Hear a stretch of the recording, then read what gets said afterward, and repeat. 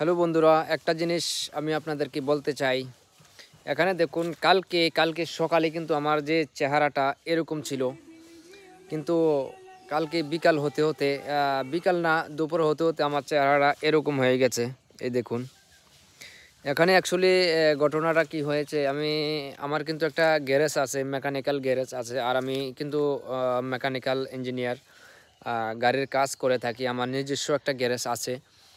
ওই গ্যারেজটার মাধ্যমে আমি প্রত্যেক দিন যাই, কাজ করি। সো প্রত্যেক দিনের মতন কালকে আমি গিয়েছিলাম। যাওয়ার পরে কিছুক্ষণ আমি কাজ করি।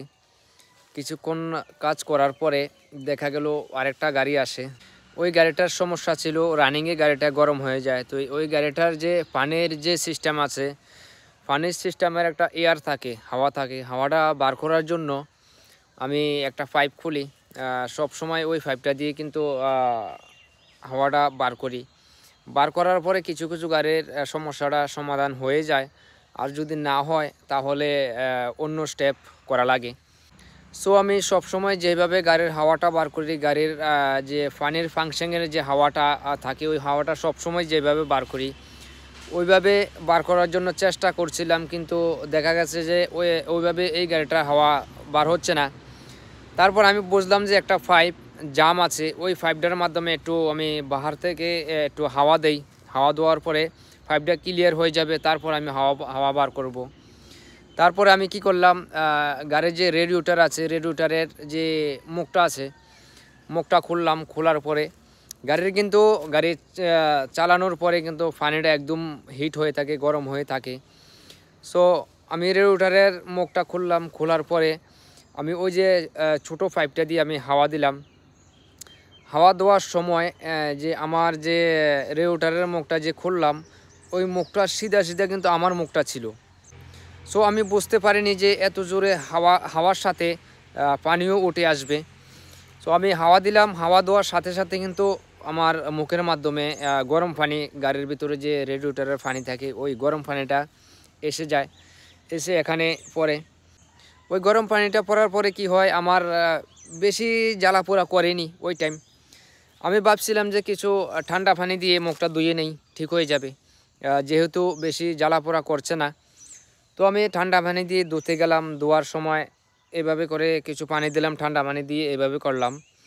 এইভাবে করার সাথে সাথে এখানে দেখুন, এই যে চামড়াটা উঠে গেছে।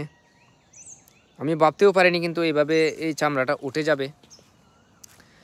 তো তারপরে আমি গেলাম ডাক্তারের কাছে। ডাক্তারের কাছে গিয়ে কিছু স্টেটমেন্ট করলাম। করার পরে আবার গেলাম গ্যারেজে। গ্যারেজ থেকে আর কাম করতে পারলাম না। ডাক্তারের কাছে যাওয়ার পরে স্টেটমেন্ট করার পরে জ্বালাতনটা আরও বেড়ে গেছে। বেড়ে যাওয়ার পরে আমি আবার গ্যারেজে যাই। গ্যারেজ থেকে বাড়িতে চলে আসি। বাড়িতে চলে আসার পরেও মলম লাগাচ্ছি এখন। আশা করি ঠিক হয়ে যাবে। আরেকটা মলম আমি আনতে আসছি, যেই মলমটাকে আরেকজনও ব্যবহার করেছে, এরকম আরেকজনও ব্যবহার করেছে। সেই মলমটা লাগানোর পরে কিন্তু ঠিক হয়ে যাবে, পুরোপুরি ঠিক হয়ে যাবে, ভরসা রাখছি। আমি এই ভিডিওটা এই জন্য বানাচ্ছি, যেই লোকেরা যারা মেকানিক্যাল কাজ করেন, মেকানিক লাইনে যারা কাজ করেন, তারার জন্য বানিয়েছি। এখন দেখুন, আমার এই জায়গাটার ভিতরে পড়ছে, চোখটার ভিতরেও কিন্তু পড়তে পারতো। চোখটার ভিতরে যদি পড়তো তাহলে বহুত ক্ষতি হতো। এই জন্য বলছি, যারা মেকানিকের কাজ করেন তারা কিন্তু এইসব জিনিসটিকে দেখে শুনে কাজ করবেন, যাতে করে আপনাদের কোনো অসুবিধা না হয়। বিশেষ করে গাড়ির যে পানির যে সিস্টেম আছে, পানির সিস্টেমের কাজটা করতে গাড়িটা একটু ঠান্ডা হওয়ার পরে করবেন, আপনাদের জন্য ভালো হবে। আপনাদের যদি এই ভিডিওটা ভালো লেগে থাকে তাহলে আপনারা এই ভিডিওটাকে আপনাদের যে বন্ধুরা আছে মেকানিক্যাল লাইনে কাজ করে, তাদেরকে কিন্তু এই ভিডিওটা শেয়ার করবেন, যাতে করে তারা বুঝতে পারে এরকম সমস্যা হতে পারে। আর আমার চ্যানেলটাকেও সাবস্ক্রাইব করে যাবেন।